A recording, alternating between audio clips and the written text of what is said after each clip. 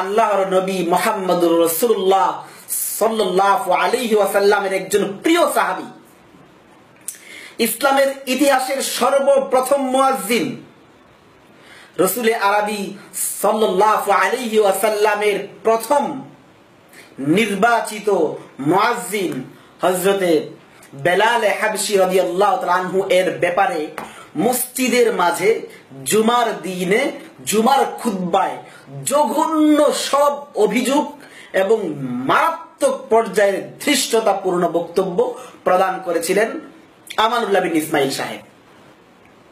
তিনি চারটি মারাত্মক অপবাদ আরোপ করেছিলেন হযরত বেলাল রাদিয়াল্লাহু আনহু এর উপরে। এক নম্বরে তিনি বলেছেন যে হযরত বেলাল রাদিয়াল্লাহু আনহু তিনি আফ্রিকার জঙ্গল থেকে উঠে এসেছেন। নাউযুবিল্লাহ মিন যালিক, নাউযুবিল্লাহ মিন যালিক। দুই নম্বর অভিযোগ করেছেন যে হযরত বেলাল রাদিয়াল্লাহু আনহু এর আম্মাজান তিনি নাকি নিগ্রু। তিন নম্বর অভিযোগ উত্থাপন করেছেন হযরত বেলাল রাদিয়াল্লাহু আনহু এর নাক ছিল ভ্যাপসানো। আমানুল্লাহ বিন ইসমাইল সাহেব এইভাবে নাক ধরে চ্যাপ্টা করে দেখিয়েছেন যে এইরকম ভ্যাপসানো ছিল হযরত বেলাল রাদিয়াল্লাহু আনহু এর নাক। চার নম্বর জঘন্যতম অভিযোগ উত্থাপন করেছেন হযরত বেলাল রাদিয়াল্লাহু আনহু পরিষ্কার ভাষায় কথা বলতে পারতেন না, তার মুখে জড়তা ছিল। এই চারটি মারাত্মক অভিযোগ শিয়াদের মতো আমানুল্লাহ বিন ইসমাইল আরোপ করার পরে একটা জাল হাদিস, বানোয়াট হাদিস উপস্থাপন করলেন। তিনি বললেন যে হাদিসের মাঝে নাকি আছে সিনু বেলালিন শিনুকুম, যে বেলাল রাদিয়াল্লাহু আনহু এর সিন অন্যদের শিন। অথচ এই শব্দে জাল হাদিসের কিতাবেও কোনো হাদিস নেই।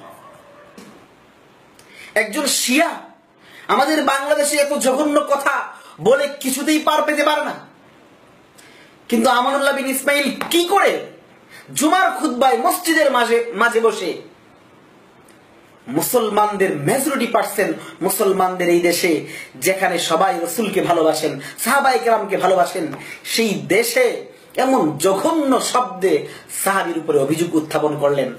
আমরা দেখে অবাক হয়ে গেছি, হয়রান হয়ে গেছি। মুসলিম হিসেবে আমানুল্লাহ বিন ইসমাইলের সেই ভুলকে শুধরে দিয়ে আমরা আমানুল্লাহ বিন ইসমাইলের সেই ভুলের জবাব আমরা ভিডিও আপলোড করেছি।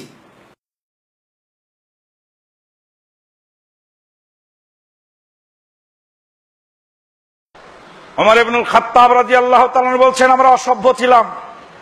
ওমর ইবনুল খাত্তাব নিজে বলছেন, স্বীকারোক্তি দিচ্ছেন, বলছেন আমরা অসভ্য ছিলাম, আমরা মানুষকে মারতাম, মানুষেরা আমাদেরকে মারত, আমাদের মান সম্মান বলে কিছু ছিল না। আমরা আরব জাতি সবসময় মারামারি, কুবাকুবি, কাটাকাটি করতাম, রাহাজানি করে আমরা খাবার খেতাম। ইসলাম এলো, ইসলাম এসে আমাদেরকে সম্মানিত করলো, ছাগলের রাখালকে ইসলাম এনে সম্মানে তুলে দিল, দুর্ধর্ষ ওমর ইবনুল খাত্তাবকে সম্মানিত করে দিল, ছাগলের রাখালকে সম্মানিত করলো। সাধারণ মানুষ আফ্রিকার জঙ্গল থেকে চলে আসলেন নিগ্রো মাতার কালো সন্তান বেলাল বিন রাবাহ, নাক তার এরকম ঢ্যাপসানো, মুখের ভাষা ঠিক নয়, আজানের উচ্চারণ ঠিক মতো হয় না, সিন উচ্চারণ করতে গিয়ে শায়েখ আব্দুর রাজ্জাক বিন ইউসুফের মতো সিন বলে ফেলেন। নবী মুহাম্মদুর রাসূলুল্লাহ সাল্লাল্লাহু আলাইহি ওয়াসাল্লাম বলেন সিনু বিলালিন শিনুকুম, বেলাল সিন উচ্চারণ করলেই তোমাদের শিন ধরে নিতে হবে, বেলালের সিন তোমাদের শিন।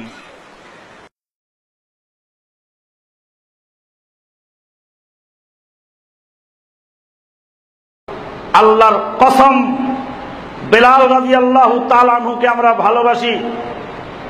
সাহাবীদেরকে ভালো না বাসলে তার ঈমান থাকে না, সাহাবীদেরকে মোহাব্বত না করলে তার ঈমান থাকে না, সে বেঈমান।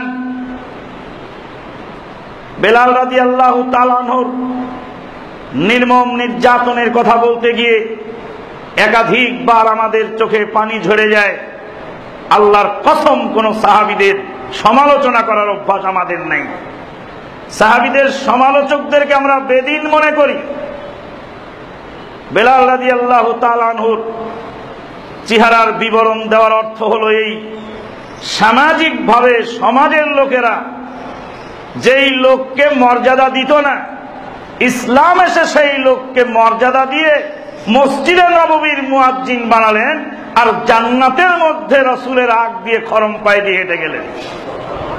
এটা তার মর্যাদা বর্ণনা করার জন্য বলা হয়েছে যে সামাজিকভাবে নিগৃহীত লোকটি, সামাজিকভাবে অপছন্দনীয় লোকটি, যার চেহারার মধ্যে তেমন পছন্দ করার কিছু নেই, যার এলাকার মধ্যে কিছু পছন্দ করার নেই, সমাজের লোকেরা এতই অপছন্দ করত, যেদিন মক্কা বিজয়ের দিনে কাবা ঘরের ছাদের উপরে উঠে যখন আজান দিলেন, তখন মক্কার অহংকারী কুরাইশ লোকেরা বলেছিল যে এই কেনা গোলাম ওখানে আজান দেয়, এই দৃশ্য দেখার আগে আমাদের মৃত্যু কেন হলো না? কাবা ঘরের ছাদের উপরে গোলাম উঠে আজান দিবে, এই দৃশ্য দেখে আমাদের মৃত্যু কেন হলো না? বেলাল রাদিয়াল্লাহু তাআলা আনহুকে খাটো সমাজের লোকেরা করত, কিন্তু ইসলাম এসে তার মর্যাদা করেছিল। এই কথাটার মানে হলো বেয়াদব আমানুল্লাহ সাহাবীদের সমালোচনাকারী। ওই জন্য বলেছি আল্লাহর আদালতে বিচার হবে, দুনিয়ার মানুষের আদালতে নয়। আল্লাহর আদালতেই বিচার হবে, দুনিয়ার মানুষের আদালতে নয়। কারণ মানুষ বুঝতে পারে না ভুল, মানুষ ভুল সিদ্ধান্ত নেয়।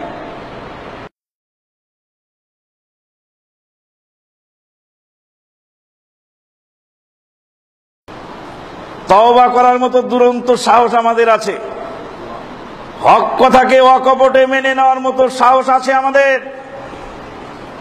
মিম্বারে দাঁড়িয়ে একটি হাদিস বলেছিলাম অনেক দিন আগে, সিনু বিলালিন সিনুকুম, বেলালের সিন তোমাদের সিন।